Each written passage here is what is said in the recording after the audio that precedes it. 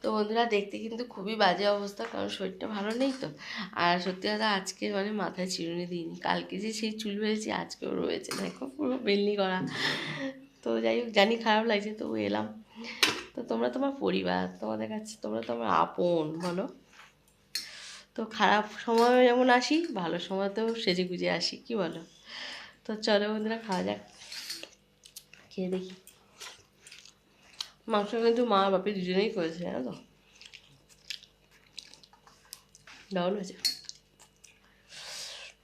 আমার মায়ের হাতে রান্না তো মানে ভালো হবেই, এটাই গ্যারান্টি। এটাও সুন্দর।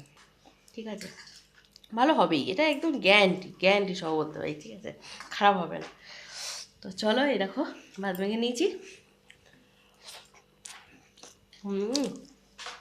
দারুণ।